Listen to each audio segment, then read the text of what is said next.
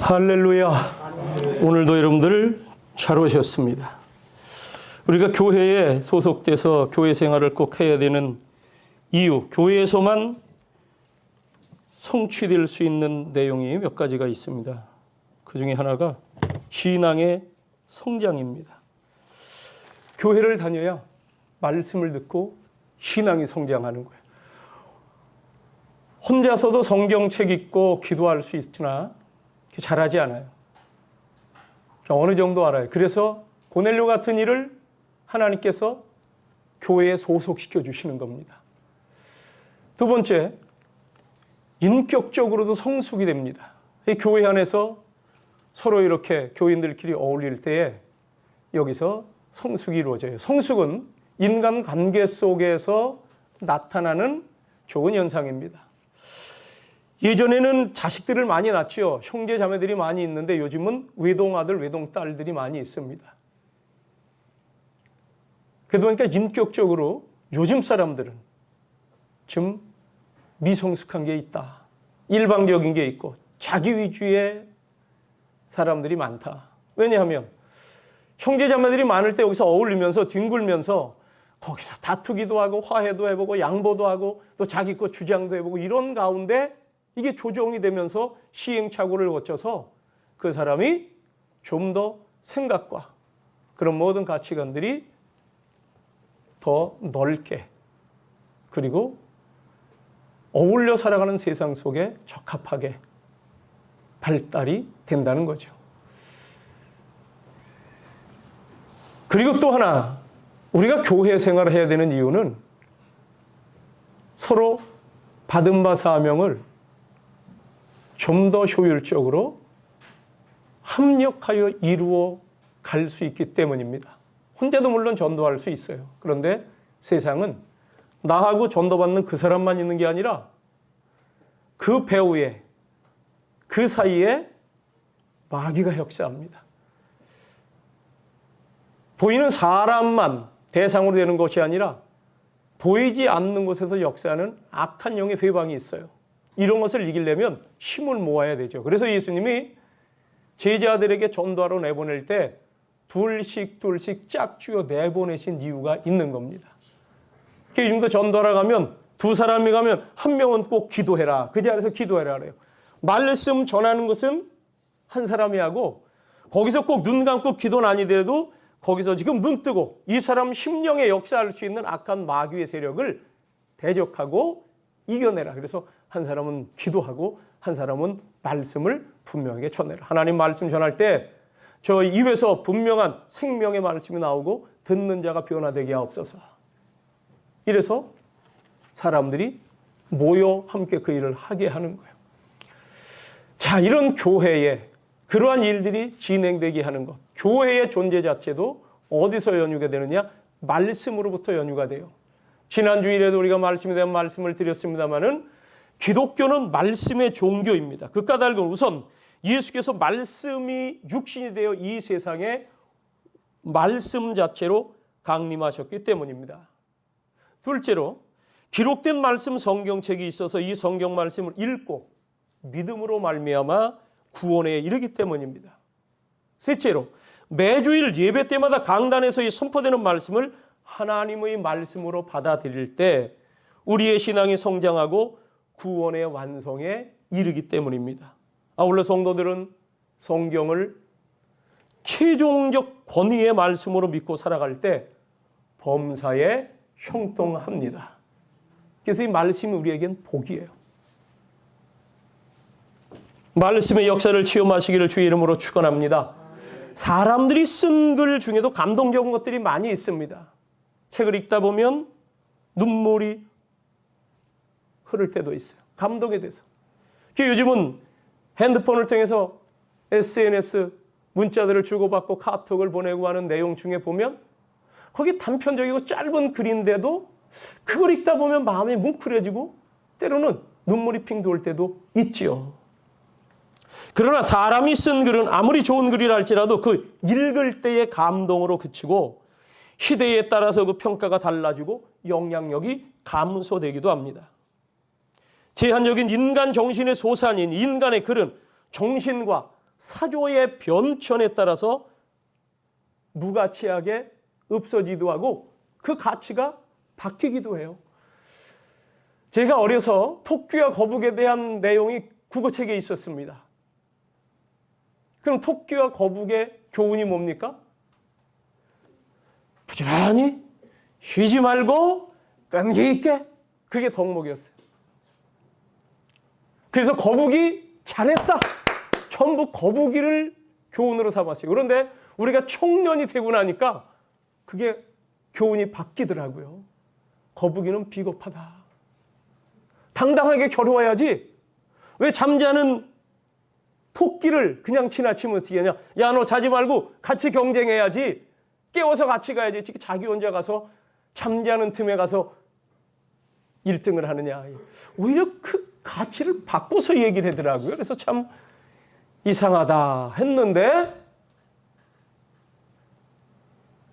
시대에 따라서 가치가 바뀌는 경우 이게 인간의 글과 교훈이라는 겁니다.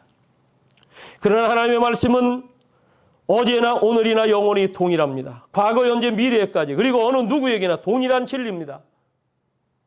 하나님의 말씀은 모든 세계와 사람들 안에서 역사하고 움직이는 살아있는 말씀이다. 오늘 본문 말씀이 그거를 분명하게 말씀해 주시는 거예요. 하나님의 살아있는 말씀은 지금도 수많은 역사를 일으키고 있습니다. 회개의 역사가 일어납니다. 듣는 사람들에게 치유와 치료의 역사가 나타납니다. 변화가 일어나고 발전이 일어나고 합니다. 이는 실로 하나님의 말씀이 살았고 활력이 있고, 원래 이전 책에는 살았고 운동력이 있다고 그랬죠. 이 운동력이 있다는 말이 에네르게스라는 단어를 써요. 에네르게스. 그게 에너지가 된 거예요. 힘, 능력이라는 거죠. 하나님의 말씀은 살아있는 능력의 말씀이다. 이방 종교의 경전들, 물론 거기도 좋은 교훈이 있습니다. 그런데 교훈에 머무르는 거예요. 거기서도 규범을 제시하죠. 그러나 간접적인 영향력입니다. 하나님의 말씀은 그 말씀 자체의 능력이 있고 말씀 자체가 인격적이에요. 그래서 역사하는 생명력이 있는 말씀이에요. 그럼 이 살아있는 하나님의 말씀은 어떻게 역사하는가? 그 첫째는 살아있는 능력으로 모든 것을 밝히 드러냅니다.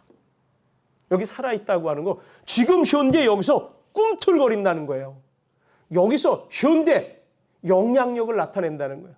활력이 아까 이게 아주 유능하다, 유효하다, 강하다 하는 뜻이 있는 단어예요. 힘은 힘인데 유능하고 효과가 있고 강하게 나타나는 지금 여기서 꿈틀대며 역사하시고 나타내시는 능력의 말씀. 이런 것들이 모든 것들을 다 드러내는 능력이 있어요. 이사야서 55장 11절에 보면 내 입에서 나가는 말도 이와 같이 헛되이 내게로 되돌아오지 아니하고, 하나님 말씀에 내 입에서 나가는 말 한마디 그냥 나갔다가 그걸로 끝이 아니라는 거예요. 이 말씀이 선포가 되면 나의 기뻐하는 뜻을 이루며 내가 보낸 일에 형통함이니라. 어떤 역사가 나타나게 한다는 거예요. 어떤 일이 되어지게 한다는 거예요. 어떤 뜻을 이루게 한다는 거예요. 오늘 말씀에 살아있는 말씀 어떤 권보다도 예리하다고 그랬습니다. 거기 주의 말씀.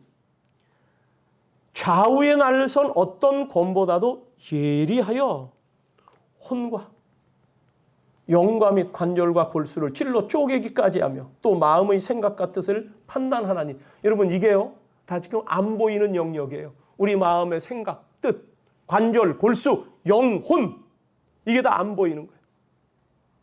그런데 하나님의 말씀이 딱 들어가면 그것들이 다 드러난다는 거죠. 나도 내 생각을 모르는 부분이 있어요. 나도 내 몸 안에 생기 어떤지 몰라요. 그런데 하나님의 말씀이 그런 것들을 다 찾아내고 거기에 어떤 영향력을 끼치신다. 시편 119편에서는 하나님의 말씀은 내 발의 등불, 내 길의 빛이라고 그랬어요. 내 발의 등, 내 길의 빛입니다. 내가 인생길을 걸어가는 데 있어서 분명히 볼 수 있고 갈 길을 비춰준다는 거죠. 그렇습니다. 하나님의 말씀은 살아있는 능력으로 나타나는데 우리 깊숙한 심령 속에 있는 모든 것들을 밝히 보여줘요. 오늘 말씀에서는 예리한 능력이라고 하는 것입니다. 아무리 강팍하고 완고하고 굳은 심령이라 할지라도 하나님의 살아있는 말씀은 그 안에까지 파고 들어가서 그 사람의 완고함과 죄악됨까지도 다 밝혀줍니다. 우리 죄는 살아있는 하나님 말씀 앞에서 벌거벗은 듯 드러납니다. 아무리 숨기려 해도 숨길 수가 없습니다. 우리의 영혼을 찔러 쪼개가면서 우리의 속에 있는 그 모든 죄악들을 깨닫게 하는 것이 살아있는 하나님의 말씀의 역사예요. 역대 34장 18절 19절에 보면 유다 왕 요시야가 있습니다. 이 요시야 왕이 모처럼 하나님 마음에 드는 왕이었어요. 신앙을 개혁하게 되겠다. 우상 숭배하던 것, 예배 안 드리던 것, 이런 거 다 정리해서 바르게 하나님만 섬기도록 해야 되겠다 해서 예배 드리던 장소인 성전도 사람들이 돌보지도 않아. 성전에 드나들며 예배도 안 드리고 저 산당을 찾아다니며 푸른 나무 아래 가서 제사 드리고 우상 숭배하는데 더 열이 있어요. 성전 수리하려 해갖고 성전을 수리하는데 성전을 리모델링을 하다 보니까 거기서 율법책이 발견이 됐습니다. 말 그대로 어딘가 처박혀 있던 거죠. 딱 펼쳐보니 이게 하나님의 율법이야. 이걸 왕에게 보냈습니다. 왕이 그것을 읽어봐라 했어요. 서기관 사반이 또 왕에게 아뢰되 이르되 제사장 hil기야가 내게 책을 주도이다. 수리 중에 발견한 율법책이에요. 하나님 말씀책 하고 사반이 왕 앞에서 그것을 읽음에 왕이 율법의 말씀을 듣자고 자기 옷을 찢더라. 회개의 행위입니다. 옷을 찢는다는 것. 율법의 말씀을 읽어드리는데 그 말씀을 듣는 순간 옷을 찢을 수밖에 없는 이 마음에 강한 예리한 찔림이 왔다는 거예요. 우리 조상들이 여호와의 말씀을 지키지 아니하고 이 책에 기록된 모든 것을 준행하지 아니하였으므로 우리에게 이렇게 진노가 임했구나. 그러니 너희들은 이 말씀에 대해서 물어야 된다 하고 왕이 명령을 내립니다. 이 얼마나 놀라운 능력입니까? 감사한 것은 드러나면 살 길이 열린다는 거예요. 감추면 그걸로 망해. 그러나 드러내면 그 사람은 가능성이 있고 가망이 있고 살아나는 겁니다. 세상 무엇으로도 볼 수 없고 깨닫게 할 수 없는 생각과 심령을 하나님의 말씀은 가장 정확하게 분별하게 하는 거예요. 밝히 비춰줍니다.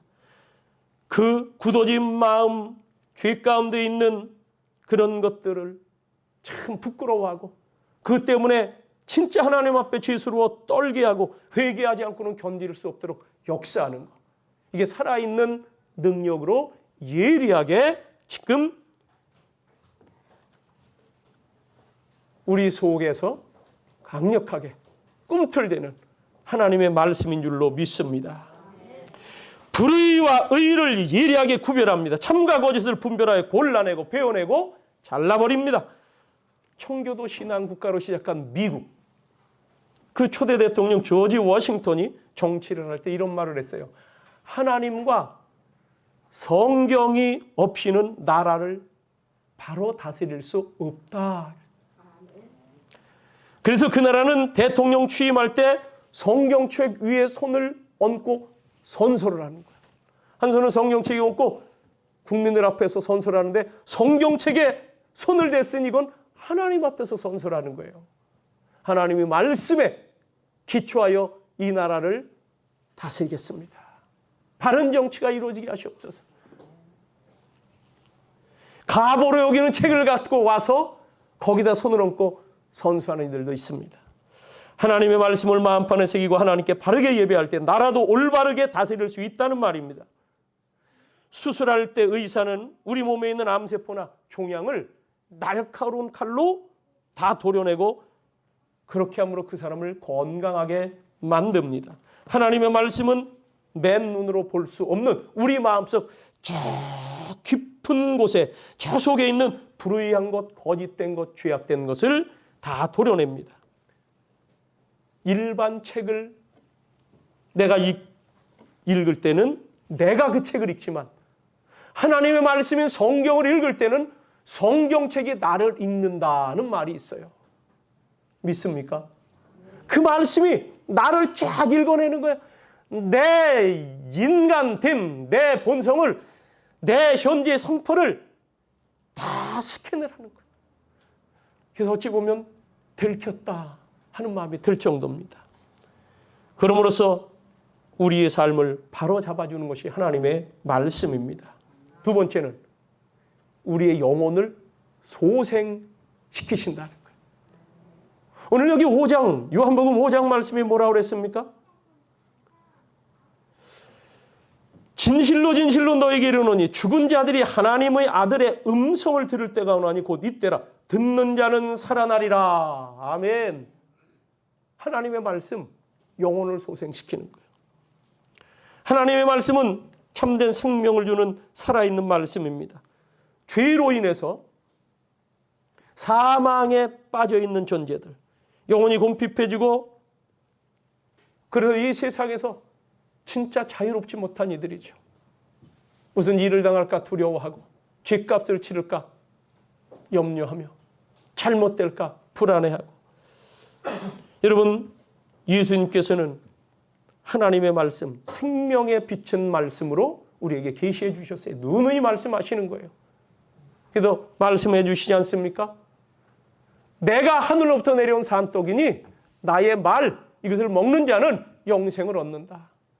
내게로 와서 이 생수의 강수를 마셔라. 그리하면 그 배에서 끊임없이 솟아나는 생수의 강물이 된다. 누구든지 그 말씀을 듣는 자는 살아납니다. 죄를 멸하고 영원한 죽음으로부터 벗어나 영원한 생명에 이르는 길을 가르쳐 줍니다.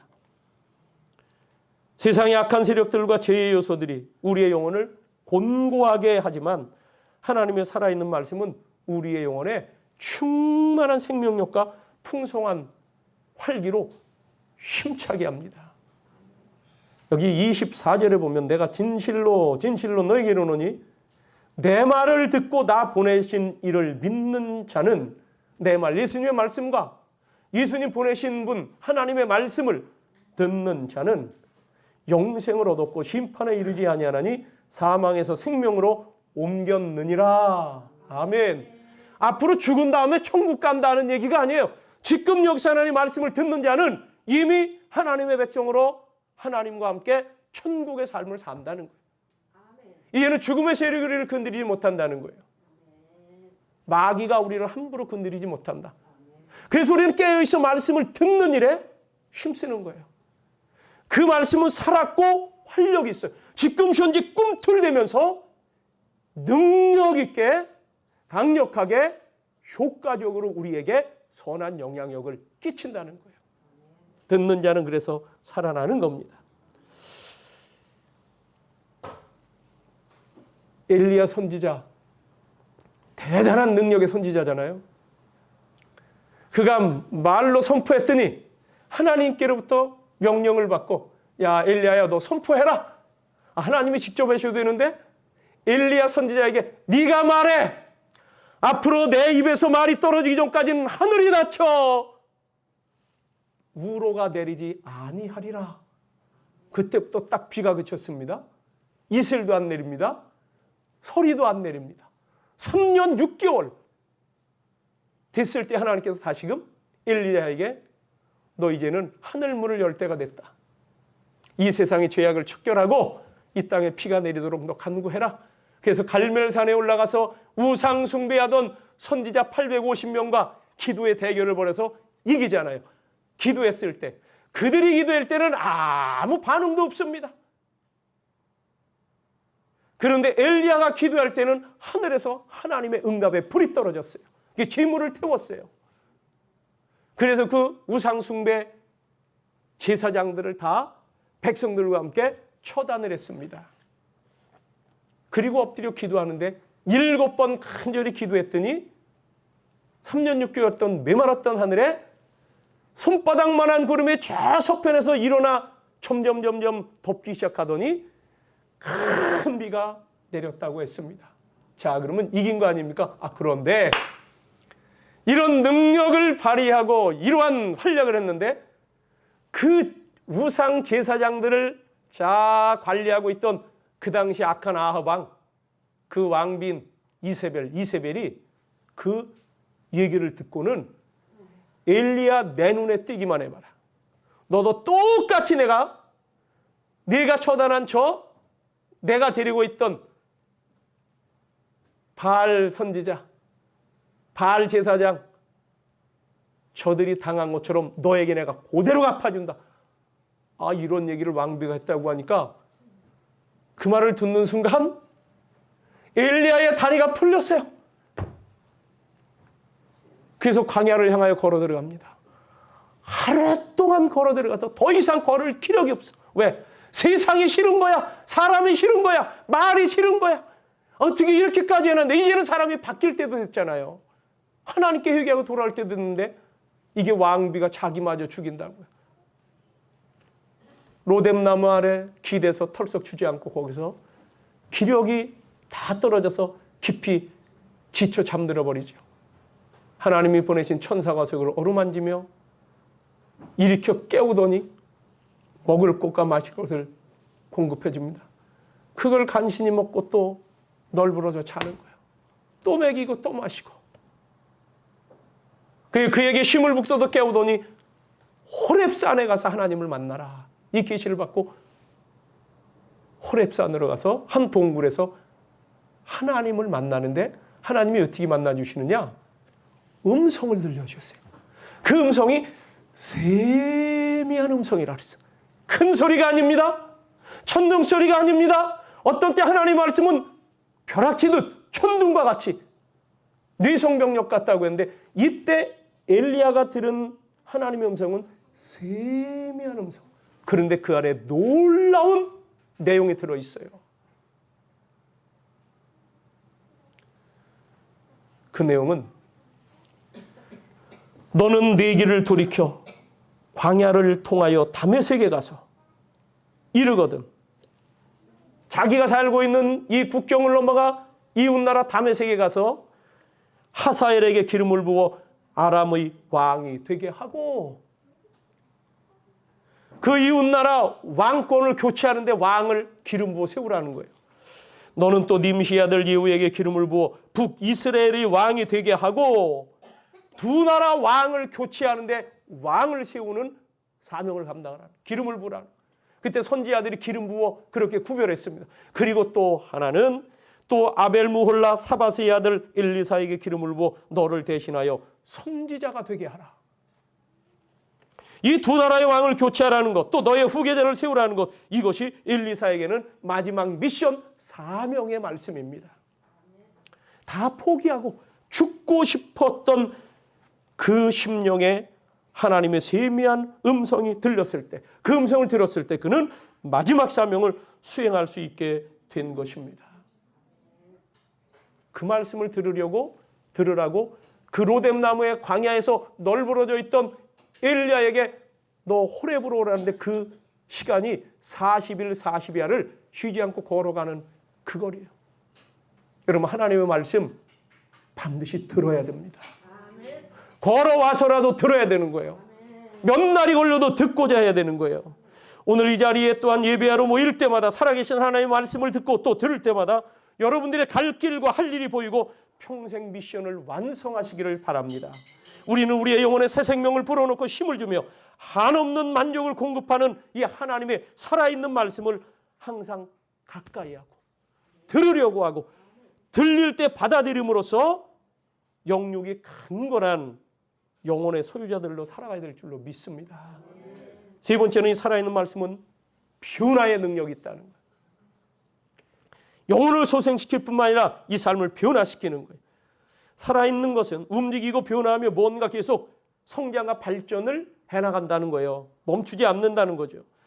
그러므로 하나님의 말씀이 살아있다, 또 활력이 있다는 것은 이 말씀을 통해서 좋게 변화되어진다는 것을 얘기합니다. 아까 교회 안에서 인격 성숙까지도 이루어진다고 그랬죠. 전도자여 설교자인 해리 아이언사이드 박사가 있습니다. 목사님이요. 이분이 한 무신론자와 논쟁을 하게 됐습니다. 공개 토론을 제안받았습니다. 그래서 이 아이언 박사가 좋습니다. 자, 그러면 우리 나올 때 그냥 나오지 말고 당신은 무신론을 따라 살아가서 무신론을 믿고 변화된 삶을 사는 증인 두 사람만 데리고 나와보십시오. 무신론적인 사고방식을 가지고 살아가면서 내 인생이 이렇게 변화됐습니다. 좋게 변화됐다는 그런 사람 2명만 증인으로 데리고 나와보시오. 나는 이 하나님의 말씀을 듣고 변화받은 100명의 사람을 내가 데리고 나가겠다. 어떻게 됐을까요? 무신론자가 그냥 그 공개 토론에 안 나오고 말았습니다. 변화되는 게 아니에요. 변화가 어떻게 됩니까? 인간 변화가 쉬워요. 완고하고 이 아집 있고 고집 있는, 지난주 말씀대로 아담 이후 타락한 부패한 본성을 가지고 있는 인생들 변하는 거 쉽지 않습니다. 예수 믿고 구원받았다고 하는 사람들도 변화와 성장이 쉽지가 않아요. 어떻게 변화하고 성장한다고요? 살아있고 활력 있는 이 하나님의 말씀을 듣고 들으면 되는 거예요. 들으면 판이 바뀌는 거예요. 내 심령의 밭이 바뀌는 거예요. 거기 하나님의 말씀에 씨앗이 떨어질 때 옥토가 된 자들에게서 이러한 변화의 역사가 뚜렷하게 나타남을 믿습니다. 지난주에 말씀대로 하나님의 말씀은 사람으로, 하나님의 사람으로 온전케 하며 모든 선한 일을 행하기에 온전케 한다 그랬어요. 그렇습니다. 하나님의 말씀은 지금 살아 역사하기에 그 말씀을 온전히 듣고 받아들인 자는 그 마음과 행위 속에서 구체적인 변화의 모습이 뒤따르게 되어 있습니다. 완악한 마음이 부드러운 마음으로, 악독한 마음이 선한 마음으로, 미움이 사랑으로 변하게 되며 이전에 악한 구습이 새롭고 선한 생활로 완전히 변화하게 됩니다. 여러분, 우리 안에서 날마다 이렇게 새롭게 하신 하나님의 말씀의 능력을 체험하시기 바랍니다. 마지막 하나님의 말씀을 들을 때 치유의 역사도 나타나는 거예요. 오늘 여기 히브리서 4장 13절 말씀에 보면 지은 것이 하나도 그 앞에 나타나지 않음이 없고 우리의 결산을 받으실 이의 눈앞에 만물이 벌거벗은 것까지 드러나느니라. 하나님 말씀이 살았고 운동력이 있기 때문에 이 말씀이 비출 때 그런 역사가 일어난다는 거예요. 여러분, 드러나면 아까 사는 거라고 그랬죠. 이런 것처럼 우리의 육신의 질병도 드러납니다. 고쳐집니다. 아픔 속에 있던 사람이 병원에 가도 이거 쉽지 않습니다 하는데 어떤 이들은 그래요. 그러면 수술을 해도 가망이 없고 그냥 있어도 가망이 없다면 나는 그럼 수술보다 하나님을 택하겠습니다 하고 그래. 내 심령이 주의 은혜 안에서 분명한 확신을 갖고 내가 주님 만나야지 하고 와서 기도하다가 병이 낫는 역사가 일어납니다. 우리 교회에서도 그런 일이 일어나잖아요. 새벽마다 나서 그 자리에 앉아서 함께 주의 종과 기도했더니 그 황부의 손을 얹고 기도했더니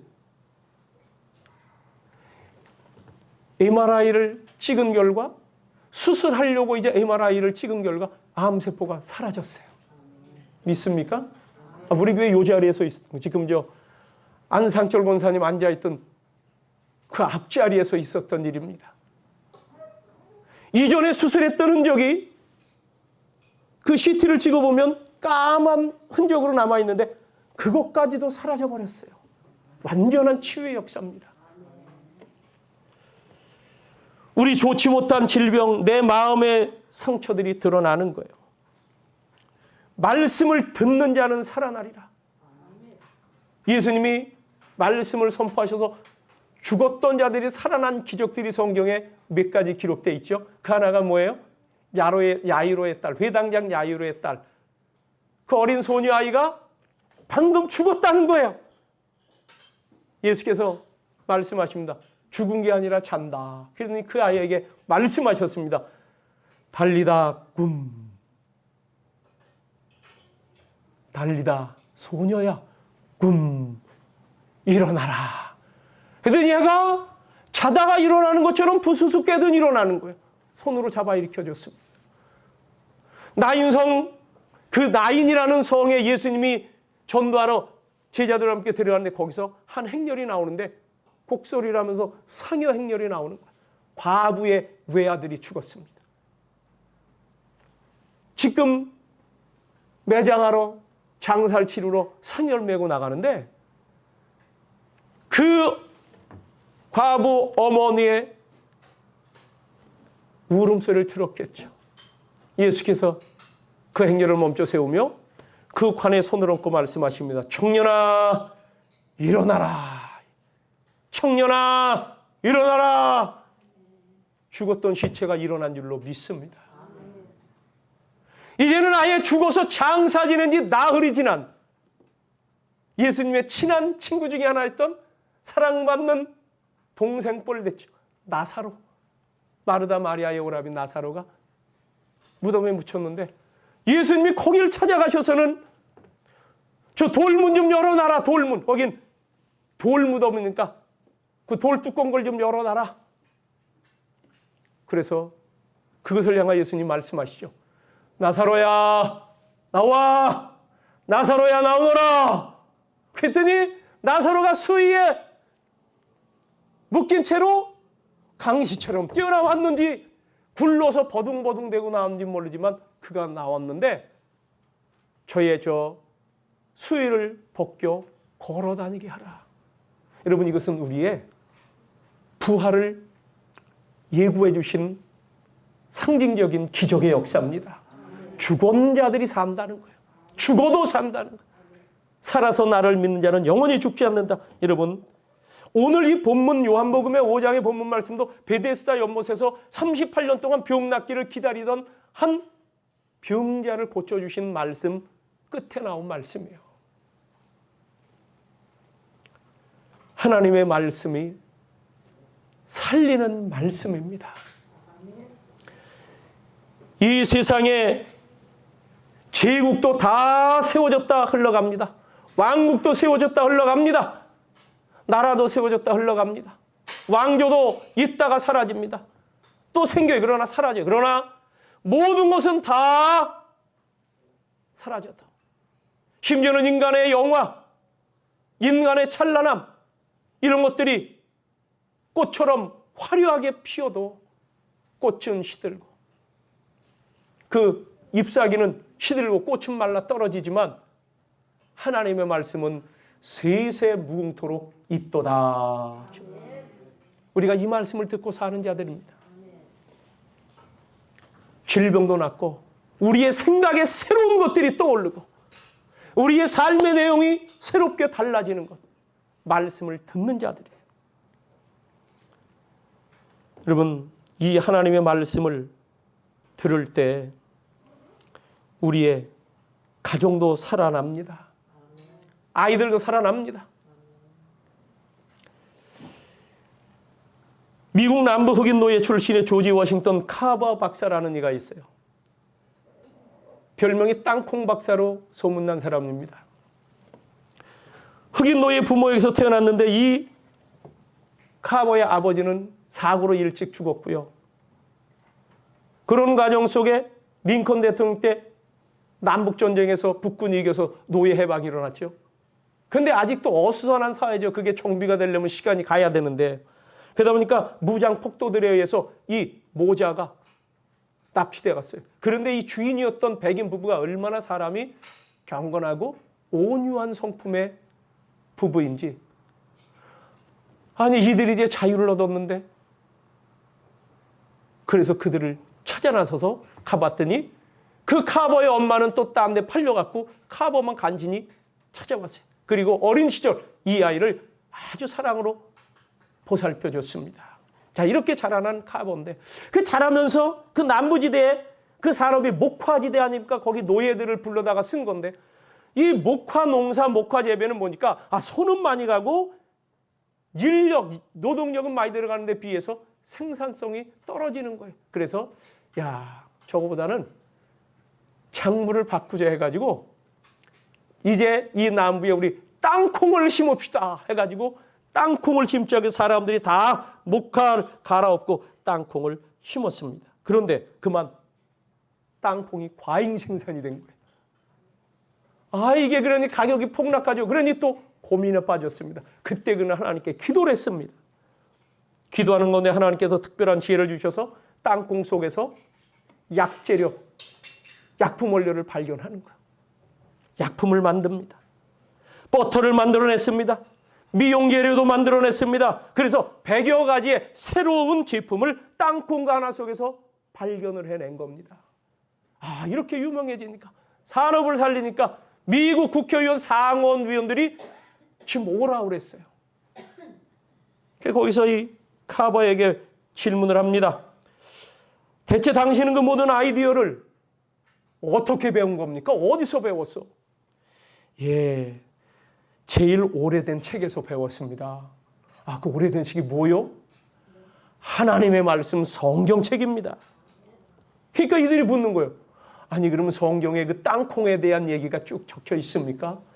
아닙니다. 그런 건 안 적혀 있는데 성경은 땅콩을 창조하신 하나님에 대한 말과 그분의 말씀으로 가득 차 있습니다.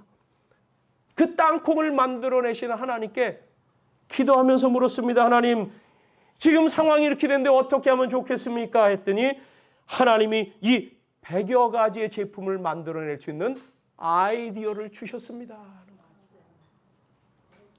사랑하는 성산 성도 여러분, 성경은 여러분 삶의 해결책입니다. 지름길입니다. 어떤 문제라도 하나님 말씀에 해결책이 있습니다. 우리의 마음의 상처, 삶의 상처도 치유가 됩니다. 여러분을 온전케 하는 말씀입니다. 예수님이 답이다. 우리 교회 들어오면 그 포스터 하나 붙어 있잖아. 예수님이 답이다. 해답이다. 성경 말씀을 모르면 가정이 불행해질 수 있습니다. 그러나 성경 말씀을 듣고 따르면 불행하다가도 행복해집니다. 어려서부터 성경 말씀을 듣고 자란 자녀들 치고 불행해지거나 방탕한 길로 간 사람이 결코 없습니다. 교회 주일학교 잘 다니는 학생 치고 범죄자가 없습니다. 잘못된 길로 빠져가려고 하다가도 되돌아온다는 거예요. 왜? 살았고 운동력 있는 이 하나님의 말씀으로 이 세상을 살아가는 바른 가치관이 뚜렷하게 확립되기 때문입니다. 듣는 자는 살아나리라. 여러분, 어려운 문제가 있습니까? 해결되지 못한 문제가 있습니까? 하나님 말씀을 즐겨 들으세요. 오늘도 들으시고 내일도 들으세요. 그리고 그 말씀을 이해하려고 하고 그대로 하나님 말씀으로 받아들이고 마음판에 온전히 새기시고 의지하십시오. 여러분 안에서 그 말씀이 살아 역사하면서 그 모든 것들이 이루어짐을 체험하시길 바랍니다. 오늘 그 살아계신 하나님의 살아있는 말씀, 우리에게 마음을 온전케 하고 관계가 평온해지며 새로운 지혜가 우리에게 솟아오르고 사업의 경영 아이디어와 아이템도 개발이 되게 하고 문제 해결의 능력을 주실 줄로 믿습니다. 기도하겠습니다.